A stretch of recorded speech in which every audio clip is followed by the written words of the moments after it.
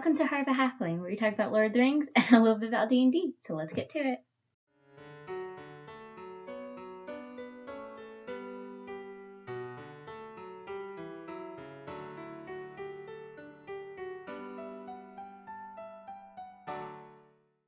Today we're going to be talking about a little bit of D&D.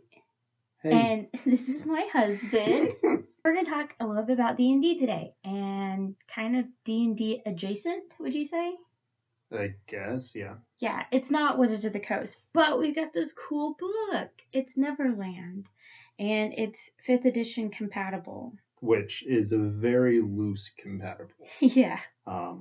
It's got a lot of great content, a bunch of cool maps and creatures. The only thing is the stat blocks. What's wrong with the stat blocks? It's like the guy kind of took, this is D&D and this, or at least 5th edition, and this is the terms, Okay. but didn't actually apply the right usage of those terms. So you have creatures with like saving throws, but instead of, just normal saving throws, it's just save +7, +5, +2. And you're supposed to take, this creature's really, really good at this. Okay, that's going to be a +7. Or this creature is really bad at this, is, really slow in my opinion, so it's going to be only the +2 modifier so on it's more up dexterity to the DM's discretion. Yes, it is very much a DM's discretion. And there's no, +2 hit for attack rolls. He says to just take the first 2 numbers of the save, add them together, and use that as the modifier. So this is very, very loose. It's very, very loose. But why did we buy this particular book? Because you love Neverland and Peter Pan. And because I want to play it with So we bought this for a 2-year-old. Kinda. But no, it's a great book if you've got a good handle. I think it might also work with 3rd edition. If you want to go with the more, fortitude, reflex, and will saving throws, and just kind of throw it together how you will. But I mean, it's got the hit die listed. It tells you how many hit die. It doesn't tell you what type of hit die it is. So that's another thing you got to finagle with. But it's got the armor class and HP of the different creatures. But I mean, really, it's just to get your creative juices flowing. I want to show the artwork. Do your own. Look at how pretty that is. I really love the artwork in this. I also like it because it takes from the Peter Pan mythos, but it kind of has its own flair to it. Yeah, so what's the story? Peter Pan and Wendy Uh-huh. and John and what's the other? Michael. Wendy, Michael, and John have been left in Neverland. They don't return home, and Peter's forgotten about them. And so they take on their own traits. Is Michael the youngest? Yes. Michael. Okay, Michael becomes this ancient smith who lives in the mountains and creates all these weapons and armors. John becomes a lich. Oh gosh. And builds a tower that descends down into the earth. And then Wendy lives as a hag in one of the swamps. So does it explain why they grew up? Yes, it does. So Peter Pan has basically formed a pact with this fairy queen. And when he brings kids to the island,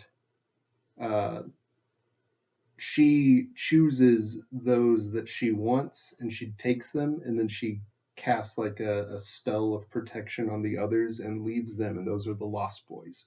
So that's why the Lost Boys and Peter never age, but everyone else is taken by the fairies to it's got a special name. I can't remember what it's called. but basically the Feywild of Neverland. And they are used by the fairies for whatever purposes So they have. So are you saying that the fairy queen essentially made Wendy, John, and Michael these creatures? Like No. these bad guys? No, she or didn't. They just don't have protection. They don't have the protection, so they aged and became their own entities instead of staying kids forever.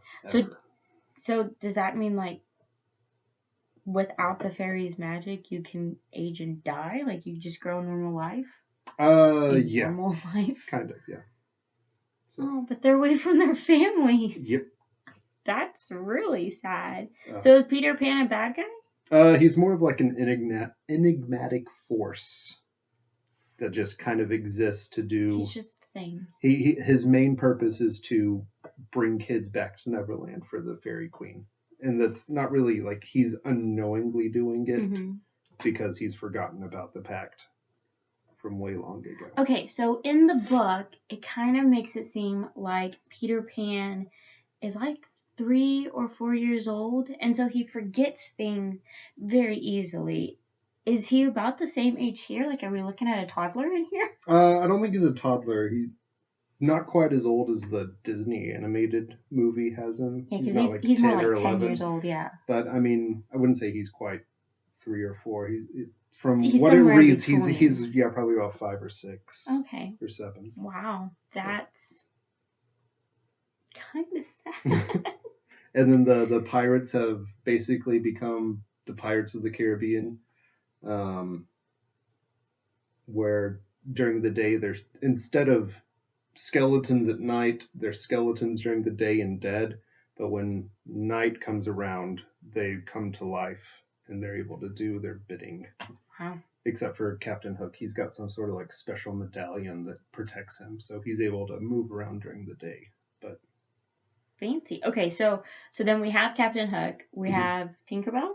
Yes, she's in here also. And what about the crocodile? Yes, the crocodile is like he's like Jormungandr from Norse mythology. He's like the world serpent. He just exists on the island, and he kind of views the island as like his nesting ground. Like, I can't remember if it's a male or a female alligator or crocodile now, but its whole thing is home base. Yeah. Gotcha. So okay, but you can actually go into the crocodile and explore. Like, it is a huge. Oh, that's cool. So gargantuan beast. Okay, so then you have a map for the crocodile. I'm assuming you have just a general map of Neverland. Then. Yeah. Are there any other maps?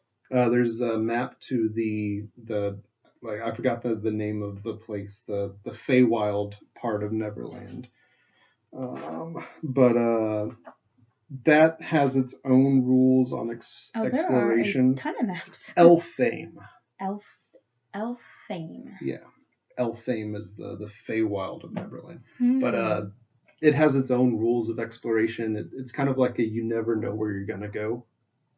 Ooh. So you just go and you continually roll dice as you explore, and that determines where you're going next.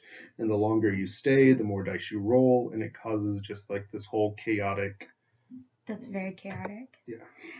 It's unreal. Like, yeah, it's not relevant at all, but it makes me think of the elevator from what was that game? Betrayal at House on the Hill. Yeah, it sounds like the elevator. The mystic elevator. But it's just a whole kingdom. Let's see. Oh, did you say that there were pre-made characters in there? Yeah, there are some pre-made characters. Like, you can play as a big game hunter who has like stumbled upon an entrance to Neverland. I'm trying to think of what other. I guess that's the other thing. Can you make like a regular D&D character and still be able to play in this role? Like, could I be a dwarf barbarian or something? You could, yeah. I mean, like I said, it's compatible. It just takes some finagling on your part. But yeah, like the guy went through and created a level 3 ranger. Oh, okay. and that's the big game hunter, and you've got all your different class features, and so it's basically just 5th edition classes, Mm-hmm. but he's flavored them as specific characters, like a child pickpocket, which is Gotcha. the rogue thief, or the parent. Racontua?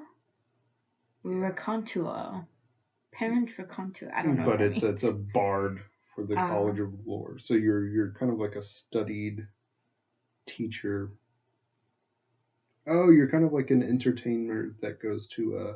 You're a storyteller at a library, Oh, and so okay. So you're wait. So these aren't kids. not all of them are. But Some I of them guess are adults. Some of them are I guess kids. that would be kind of a cool way to play though, is that you're a kid and Peter Pan has just brought you to Mm-hmm. Neverland, and now you kind of have to figure things out. Ooh, yeah. Like, can you figure out how to get home? Or are you stuck in Neverland? I think that's actually one of the things is to figure out a way to get home, and I think that's part of the reason why you try to go to Elfame, just Oh, to basically treat with the fairy queen. Yeah, that's the crocodile, and that's his nest. wow. Um, but to oh, and that's another thing. Anyways, continuing on. You treat with the elf queen to basically strike a deal to get you back to the real Ooh. world. I think that's one of the reasons why you can go to Elfame, or you can just try and stumble your way out like a normal person. Okay, I definitely want to play this then. We'll have to get a little campaign going. I want to play as a kid. I want to be a kid that's brought to Neverland. And I don't know if this is in the books or not, like the actual Peter Pan books. Ask me, I don't know. Oh, you'll know. Okay. Maybe. There's this entity called the Great White Bird, Yes. and it is the bird that taught Peter Pan how to fly. Yes, that is a thing in the books. I don't remember if it's called the Great White Bird. I believe it is, but there's a whole chapter about the bird because it's a whole thing. But basically, Peter Pan gets stuck out in the water, and I'm not entirely sure why he couldn't fly. I think it's because he was just so depressed. Something happens that he's just entirely depressed and he can't fly, and so the great white bird comes and brings him back to Neverland or back to the shore. Well, in this book, the Great White Bird is the one who taught Peter Pan how to fly. Yes. And is like the protector of the island. Yeah, and I think it's like the mortal enemy of the crocodile. Oh, that's kind of cool. So, but yes, in the books, I believe it does say that he taught Peter Pan how to fly, and Peter Pan did something, which is why the great white bird like saves him. Like it's more like a payback thing. But yeah, it's got its own floating nest high above the clouds, right above Neverland. That's cool. You can go and steal eggs and whatnot. I don't know if that is part of the books. So you can fly? Yeah, you can like find like different potions and pixie dust and that's things cool. to get you to fly. Are the fairies chaotic? Yes, they are very chaotic. Because they can only hold one emotion at a time. Oh, and then there's also things like while you're in Neverland, there are things called like chime hours, and they're specific events that happen while you're in that area. And so, like, if you're on the beach caves, crabs all over the beach form circles of 12 and sway to unheard music. It's just really weird things that happen at these specific things. Just but like when, eerie stuff. But when these chime hours happen, other things happen within the area too. And so, like, the crabs acting weird is supposed to, like, signal to the players, hey, something's going on. You should go check it out. And it's just a bunch of. Oh, okay. I definitely want to play. This sounds so cool. But it's just stuff to get you to be like, oh, you know, a ghost wanders out at the end of the peninsula, weeps, and then disappears. Maybe they can find who's the ghost is, why they're crying, what's going on, and you just create your own little story hooks from there. That's exciting. It's a very open-ended source book to help you build your own stuff. That's cool. So. Do you feel like this would be good for people that are kind of new to D&D, or is this more like an advanced thing? I wouldn't say it's an advanced thing, but you definitely have to have a handle on how the game is run to implement the stuff in here. Gotcha. So. Okay. What about, like, as far as, like, characters? I mean, I get the DM would need to have a handle. Could new characters be able to play this? Yeah, you're essentially just doing the same thing. Because the DM would be the one running the game, and it would be a 5th edition game. Or if you wanted to do like a 3rd edition or something. Gotcha. I mean, essentially the DM is the one who's running. The players wouldn't really have to worry about anything. Well, I just didn't know. So. Cool. That'd be cool. We gotta find some people to play with this thing, because I really want to play that. Ooh, what character could I be? I have to think about it. Okay. Do you think, I don't know if anybody's going to care or like it, or if it's just nonsense, but would we be able to, like, if we did a game, would we be able to set up a Discord or something for, like, other people to listen into? Yeah, we could. Might be something to think about. Maybe if enough people care about this video, we can do that. Well, do you have anything else? Any last thoughts about Neverland? Good book. Good book. Like I said, if you know your way around D&D, it's a good buy. It's just a nice little, stuff that you could implement in your own game, or if you want to run an adventure in Neverland, this really gives you some backstory. Because, like I said, I didn't even know the Great White Bird actually existed in the Peter Pan storyline, but it does in here too. I may have botched that story a little bit, but there is a Great White Bird in the books. But it's just it's a fun little. Cool. I'm excited to play. I love you. Love you. Okay, so that's it for this week. So come back for next week. We'll get right back to the Silmarillion. And if you guys like this, if you like the idea of listening in on a game, let us know. Leave some likes and comments. And yeah, we'll talk to you guys next week. May the hairs on your toes never fall out.